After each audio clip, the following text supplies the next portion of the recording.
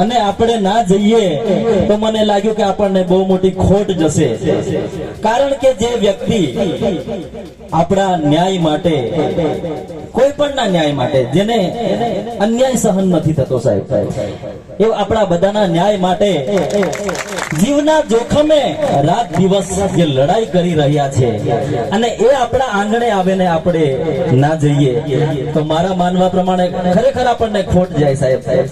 એટલે થયું કે ચલો કોઈ પણ સંજોગે આપણે જવું છે.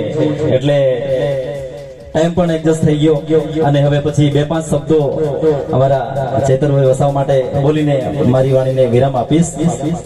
100 सुनार की एक लोहार की, 100 सुनार की एक लोहार की, चैतर भाई वसावा शान है जोहार की. અને મને ગાયક તરીકે ઓળખે છે તો 2 લાઈન. દોસ્તીની દોરી પર બાજી લગાવી દેશે રે, પણ કરી દુશ્મની તો આગ લગાવી દેશે રે.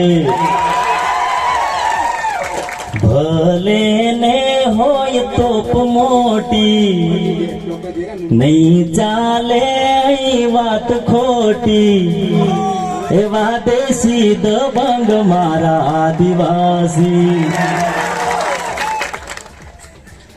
પ્રકૃતિ પૂજનારા અમે આદિવાસી પોરિયા, હકની લડાઈ લડવા વાળા અમે આદિવાસી પોરિયા.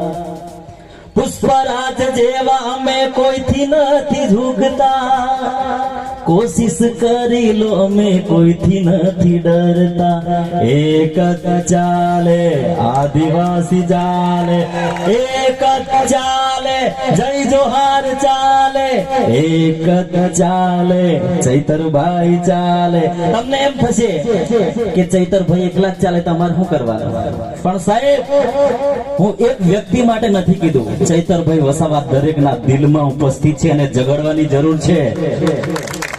ચૈતરભાઈ વસાવા દરેકની અંદર વસે છે, બસ એને બહાર લાવવાની જરૂર છે, અને બહાર લાવશો એવી અપેક્ષા રાખું. એ સાથે મારી વાણીને વિરામ આપું છું. જય જોહાર, જય આદિવાસી.